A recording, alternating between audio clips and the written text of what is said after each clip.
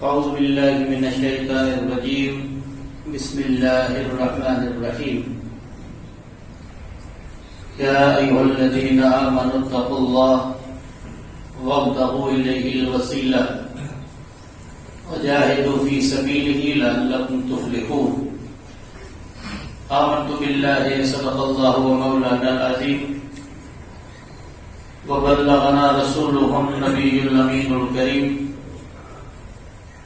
ونحن على ذلك ما قال ربنا على لسان نبينا لمن الشاهدين والشاكرين والحمد لله رب العالمين كما قال الله تبارك وتعالى في عظمة شان محبوبه إن الله وملائكته يصلون على النبي يا أيها الذين آمنوا صلوا عليه وسلموا تسليما اللهم صل على سيدنا اللهم صل على سيدنا نبينا مولانا محمد طب القلوب ودوائها وعافية الأبدان وشفائها ونور الأبصار وضيائها وقوت الأرواح وغذائها وآله وأصحابه وبارك وسلم صلاة وسلاما عليك يا رسول الله صلاة وسلاما عليك يا حبيب الله بدل جائے نظام ہر دو عالم کان واحد میں اگر ضد پہ آ جائے کوئی دیوانہ محمد کا، کوئی سمجھے تو کیا سمجھے، کوئی جانے تو کیا جانے، دو عالم کی خبر رکھتا ہے مستانہ محمد کا۔ برادران اسلام، معزز سامعین کرام، بزرگوں، عزیز ساتھیو، السلام علیکم ورحمۃ اللہ وبرکاتہ۔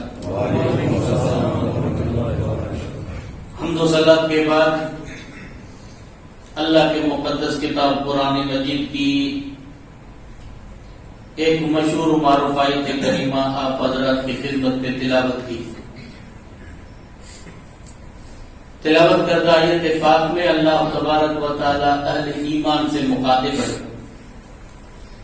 اور فرماتا ہے ایمان والو اللہ سے ڈرو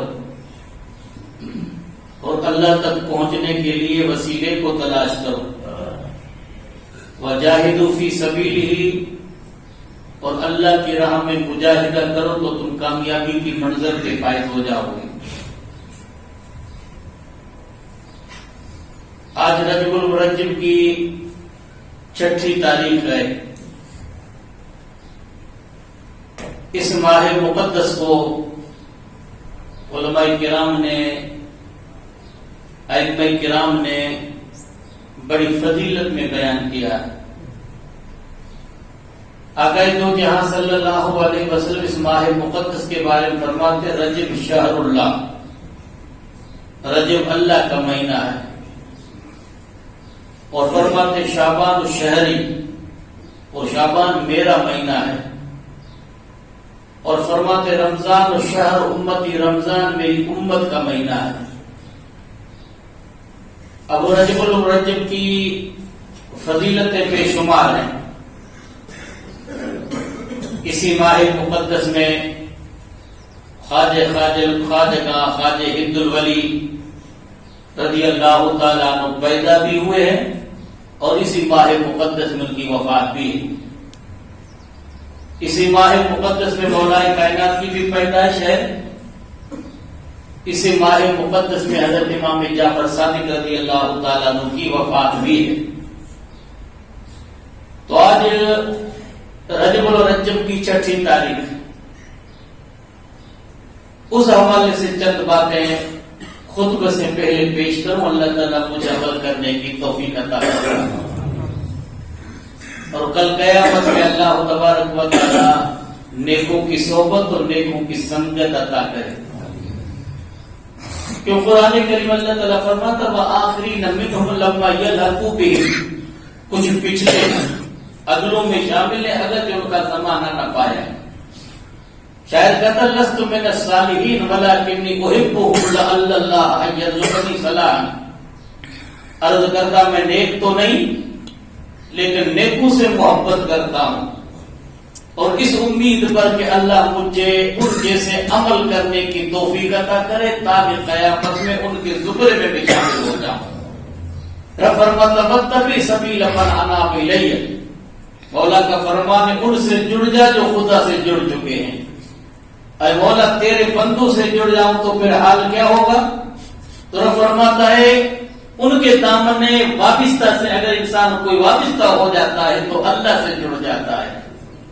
انجن یہ نہیں دیکھتا ہے کہ میرے پیچھے کون سا ڈبہ ہے، وہ اگر ٹوٹا ہوا ڈبہ ہے لیکن اگر اس کا کنیکشن انجن سے سلامت ہے تو انسان منزل پہ پہنچ جائے گا، اور اگر شاندار ڈبہ اے سی والا ہے لیکن انجن سے اگر الگ ہو جاتا ہے تو پھر وہ کہیں کا نہیں رہتا ہے۔ تو بندے مومن کو اپنے ایمان کا رشتہ امام الانبیاء تاجدار مدینہ سے اتنا مضبوط کرنا چاہیے۔ شاید یوں بیان کرتا ہر کوئی آنکھیں راہ دے، میری آنکھاں راہ دے، بن مرشد نو راہ نہیں ملتی مر کسی بچ راہ دے۔ آپ نماز پڑھتے تو کہتے اہدنا الصراط المستقیم، مجھے سیدھی راہ پہ چلا۔ اب سیدھی راہ کون سی ہے؟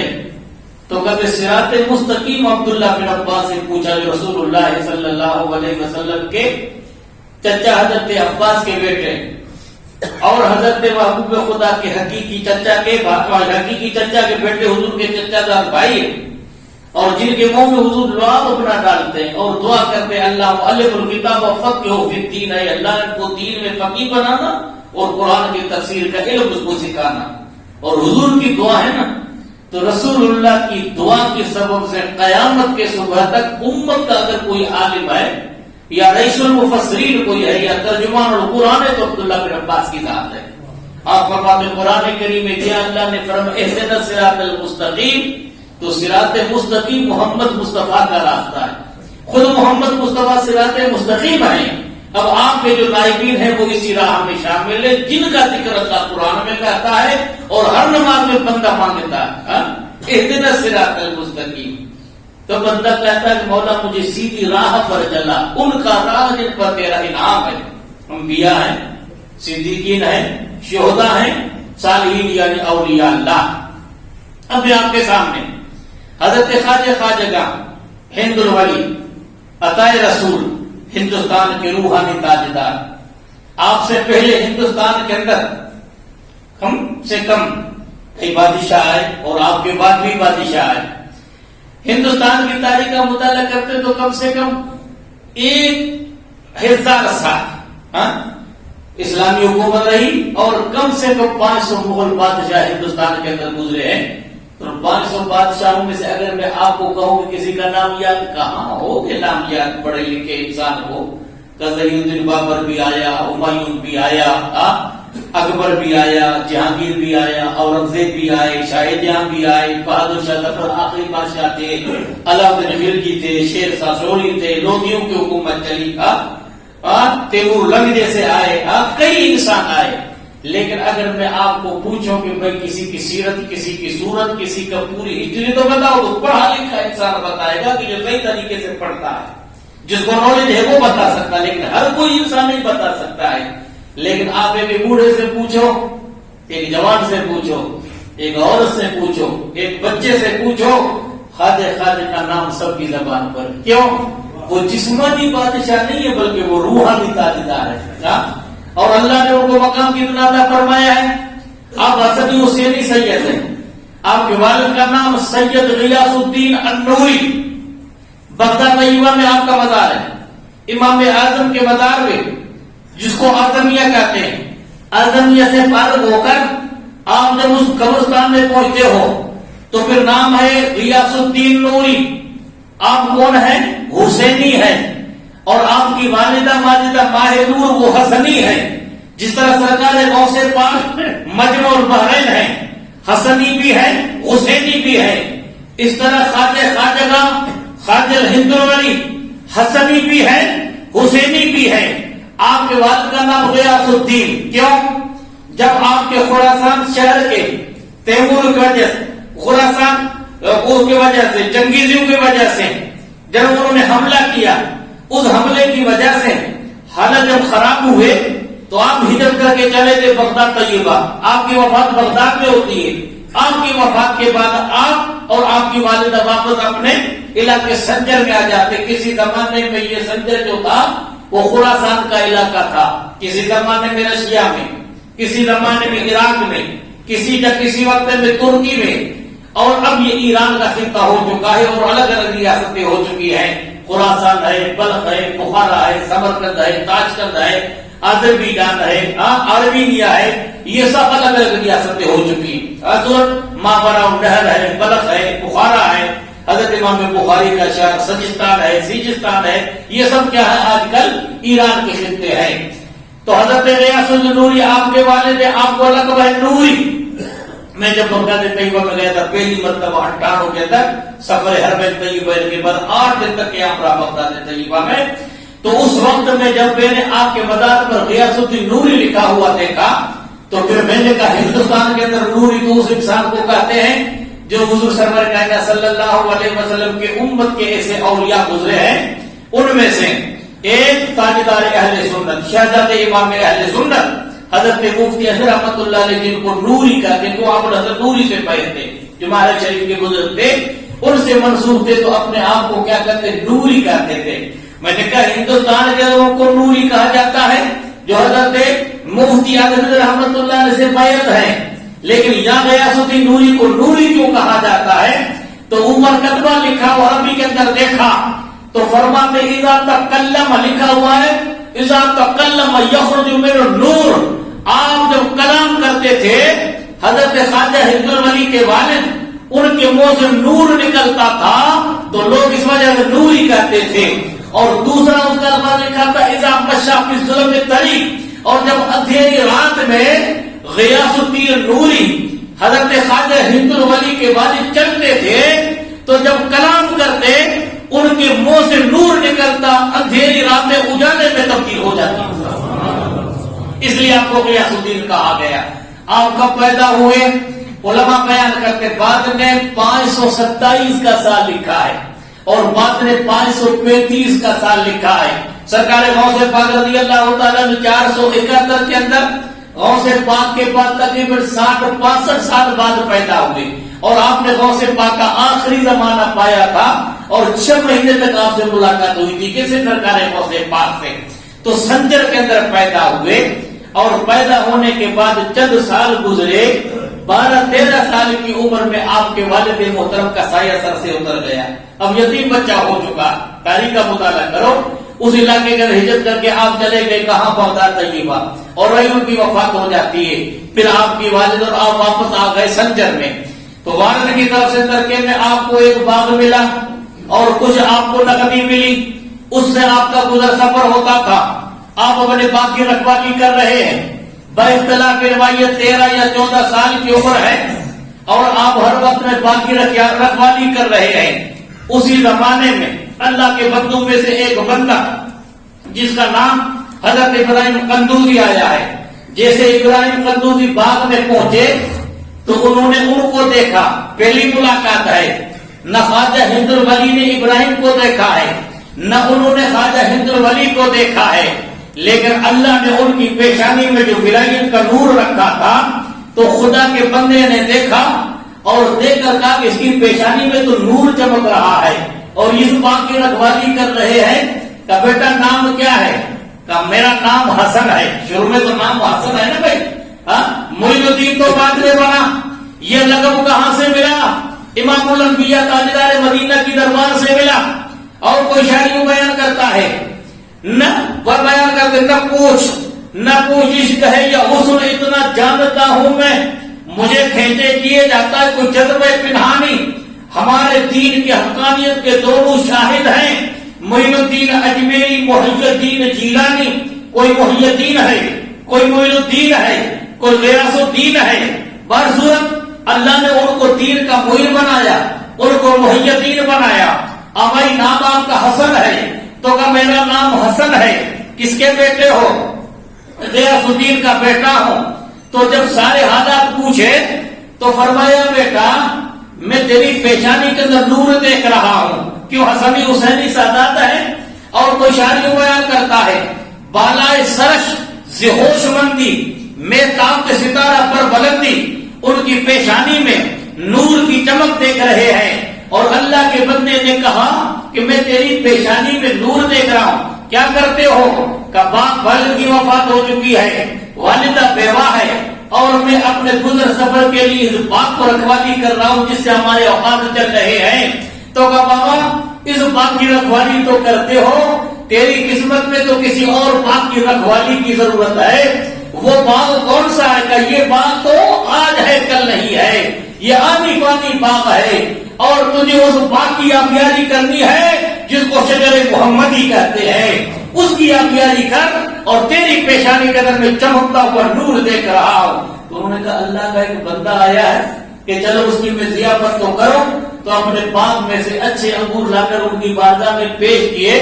خدا کے بندے نے 2 انگور کھائے، اور اپنی جو زنبیل تھی، تھیلی جو تھی نا چمڑے کی، اس چمڑے کی تھیلی سے خشک روٹی کا ٹکڑا نکالا، چبکا، اور ٹکڑا توڑ کر منہ میں چبایا، اور چبا کر ان کے منہ میں ڈالا۔ رب کی قسم کو خشک روٹی کا ٹکڑا ان کے پیٹ میں جانا تھا کہ دل کی دنیا ہی تبدیل ہو جاتی ہے۔ پانا یک نظر مصرا زر ساغ تند سگرا ولی مغزرا ہما کند۔ اللہ نے ان کے نظر کے اندر وہ تاثیر رکھی ہے، اگر مٹی پہ نظر کرتے تو مٹی سونا ہو جائے، اور اگر مکھی پہ نظر کرے تو ہما بن جائے، کتے پہ نظر کرے تو ولی بن جائے۔ آپ کہو کہ اللہ کے گھر کے اندر اتنا بڑا دعویٰ کر دیا کہ کتا ولی کا، قرآن سے پوچھو، اصحاب کہف کا کتا تو کتا تھا نا، جب چرواہا ان کو مارنے کے لیے دوڑتا ہے۔ امام قرطبی بیان کرتے ہیں، علامہ مومن بیان کرتے ہیں، وہ کتا رب کی بارگاہ میں اگلے پاؤں کو کھڑا کر کے کہتا یا رب آتلی لسان مکلم، اے مولا مجھے زبان دے، میں ان سے کلام کرو۔ چرواہوں کے ساتھیوں نے یہ کہا تھا کتا بھوکے گا، لوگوں کو پتہ چل جائے گا۔ جب اللہ نے کتے کو زبان عطا کی تو کہنے لگا واللہ لا انبہ، میں بھوکنے والا کتا نہیں، میں اللہ کے ولیوں سے محبت کرنے والا کتا ہوں۔ پھر غار کے اندر 309 سال تک وہ سوئے تو کتا بھی سلامت رہا۔ تو قرآن ہمیں ذہن دیتا ہے نیکوں کی صحبت میں اگر کوئی جانور کتے جیسا بھی آ جائے تو اس کو بھی انسانیت مل جاتی ہے۔ اٹھاؤ تفسیروں کو، کل قیامت میں جنت میں یہی کتا انسان کی شکل میں جنت میں جائے گا۔ سلیمان کو حضور جنت میں جائے گا، حضور کی اونٹ کی قصبہ جنت میں جائے گی، ابراہیم کا دمبا اسماعیل جنت میں نہیں جنتی ہے۔ آپ داری کا مطالعہ کرو، حدیثوں کا مطالعہ کرو، تفسیروں کا مطالعہ کرو۔ رب نے کچھ ذہن دیا ہے تو پڑھو اور پڑھنے والوں سے پوچھو۔ رب فرماتا فاسألوا اہل الذکر ان کنتم لا تعلمون، تمہیں اگر روشنی نہیں تو علم والوں سے پوچھو۔ اور آج تو پوچھنا تو درکنار، منبر پہ تفسیر بیان کرنے کے لیے ایسے حضرات بیٹھ جاتے ہیں جن کو پتہ نہیں کہ کون سے آیت کب اتری، مکی ہے یا مدنی، ناسخ ہے یا منسوخ ہے، یہ پتہ نہیں، اور قرآن کی تفسیر ہو رہی، تفسیر بالرائے حرام۔ عبداللہ بن عباس بیان کرتے ہیں کہ کم سے کم ایک قرآن کی تفسیر بیان کرنے والے کو ایک وقت کے اندر 16 علم اس کو چاہیے۔ تفسیر کا علم چاہیے، حدیث کا علم چاہیے، فقہ کا علم چاہیے، ناسخ و منسوخ کا علم چاہیے، درایت چاہیے، روایت چاہیے، علم معنی چاہیے، علم بدی چاہیے، اور علم کلام چاہیے۔ اب علم نام لوگا، علم صرف چاہیے، علم معنی چاہیے، علم نحو چاہیے، علم قرأت اور علم لغت چاہیے، علم قرآن چاہیے۔ اب ایک ایک علم کی میں تفصیل کروں گی، اسی وقت میں پورا ہو جائے گا۔ یعنی 16 علم پر جب تک کسی کو عبور نہ ہو تب تک بیان کرنے کی اس کو اجازت نہیں۔ سننے والے بھی گناہ گار، سنانے والا بھی گناہ گار۔ اب کس کا رونا آج دور کے اندر رویا؟ اگر کسی کے لیے خیر خواہی بات کی جاتی ہے، انڈے کھائیے، حسد کرے تو خدا کے بندو حسد نہیں ہے، دین کو سمجھنے کی کوشش کرو۔ کیوں؟ اگر کوئی میڈیکل میں بیٹھ کر، طبیہ کالج کی کتاب میں بیٹھ کر پڑھے اور اس نے نہ تو قرض کی ڈگری حاصل کی، نہ تو کبھی دوا خانے کو اس نے منہ دیکھا، دو ایک کو مجربات کی کتاب وہاں سے لے کر اور اس نے اپنا دوا خانہ کھول دیا اب وہ کسی کا آپریشن شروع کر دے تو مریض کا حال کیا ہوگا آپ کو سمجھ سکتے ہو. کسی کو پتہ نہیں کہ آپریشن کیسے کیا جاتا ہے. اب وہ کینچی لے کر آپریشن کرے گا تو اس کو سیدھوں کام پہنچانا پڑے گا, اس کے لیے پہلے ہی خبر تیار کرنی پڑے گی. میں آپ کو اللہ کا واسطہ دے کے کہتا ہوں کہ کم سے کم اگر کسی مسئلے کو پوچھنا اور سمجھنا ہے تو اہل علم سے تو رجوع کرو. وہ اہل علم سے رجوع کرو گے تو حقیقت معلوم ہوگی. تو بیان کرنے والے یہ بیان کرتے ہیں خواجہ ہند الولی علیہ رحمت رضوان کو اللہ تبارک و تعالیٰ نے اس عمر کے اندر کتنی روشنی عطا فرمائی تھی. جیسے وہ روٹی کا خشک ٹکڑا ان کے حلق سے نیچے اترتا ہے, دل کی دنیا تبدیل ہو جاتی ہے. اللہ کے بندے کو مرد کی طرف سے معرفت عطا ہو جاتی ہے. والدہ کے پاس پہنچے کہ ماں اس باغ کی رکھوالی کے لیے میرا دل نہیں لگتا ہے, بیٹا کیا کرو گے؟ کہ جس طرح سرکار غوث پاک نے 75 سال کی عمر میں والدہ تھی اور 13 یا 14 سال یا 15 سال ان کی عمر تھی, آپ جیلان کو چھوڑ کر بغداد کی طرف چلے جاتے ہیں, پھر فرماتے قیامت میں ملاقات ہوگی. اب اس وجہ سے ایک اللہ کا نیک بندہ آیا, مجھے اس نے یہ کہا کہ بشجر محمدی کی آپ یاری کر, اب یہ باغ آپ کے حوالے ہے. تو بیٹا ایک باغ کو میں کیا کروں گی؟ تو سارا باغ بیچ کر فقراء کے اندر تقسیم کر دیتے ہیں اور 14 سال کی عمر میں سنجر سے ہجرت کرتے ہیں اور پاس ایک شہر ہے جس کا نام ہے بخارا, حسام الدین بخاری سے آپ پڑھتے ہیں اور 8 مہینے کے اندر حافظ قرآن ہو جاتے. پورے 8 مہینے کے اندر قرآن کے 30 پارے یاد کر لیتے ہیں اور 18 سال کی آپ کی مدت ہے. 7 سال کے اندر باختلاف روایت 19 سال کی عمر مبارک میں آپ نے پورا علم آپ نے پڑھ لیا, جو علوم متداخلہ ہے جو آج کل مدارس میں پڑھایا جاتا ہے. تفسیر کا علم ہے, قرآن کا علم ہے, معانی ہے, بدیع ہے, القرآن ہے, الحدیث ہے, فقہ ہے, نحو ہے, اصول حدیث ہے. بس جو علوم پڑھائے جاتے 17-18 وہ آپ نے 7 سال کے اندر پورے کر لیے, آپ کو سند مل جاتی ہے. اب یہ ظاہری علم پڑھنے کے بعد پھر انہوں نے باطنی علم کی کوشش کی ہے نا. باطنی علم تو بھی انسان پڑھتا ہے, ظاہری علم پڑھنے کے بعد سرکار غوث پاک پہ ظاہری علم پڑھے, فرماتے درت العلم حتی صرت قطبا ونلت السعد من مولى الموالی. میں علم پڑھتا رہا, علم پڑھتے پڑھتے میں قطبیت کے درجے پر فائز ہوا. مسلح پہ کھڑا کرنا یہ عالم کا کام ہے, اور مسلح پہ کھڑے ہو اور دل کی دنیا تبدیل کر کے اپنے نظروں سے کعبہ دکھانا یہ اللہ والوں کا کام ہے, اس کو باطنی علم کہتے ہیں. تو شاید کیا کہتا ہے, نہ کتابوں سے نہ کالج کے در سے ہوتا ہے پیدا, دین ہوتا یہ بزرگوں کی نظر سے پیدا. یہ کسی مدرسے کے اندر نہیں ملتا ہے, یہ کسی کالج کے اندر نہیں ملتا ہے. مدرسے والا علم ظاہری علم ہے جس سے انسان کو روشنی مل جاتی ہے, حلال کی تمیز ہو جاتی ہے, حرام کی تمیز ہو جاتی ہے, ماں باپ کے حقوق کو سمجھتا ہے, رشتے داروں کے حقوق کو سمجھتا ہے. رہا باطنی علم, اللہ اکبر کہنے پر مسلح پہ کھڑا ہو گیا اور دل کی دنیا جب تک تبدیل نہ ہوتا تو باطنی علم, تو باطنی علم سیکھنے کے لیے کہاں چلے گئے؟ وہاں سے سفر کر کے خواجہ عثمان ہارونی کی بارگاہ میں پہنچے. خواجہ عثمان ہارونی کے یہاں کتنے ٹھہرے؟ آپ تاریخ کا مطالعہ کرو, 22 سال تک اپنے مرشد کے پاس اپنے نفس کو پاک کرنے کے لیے ٹھہرے.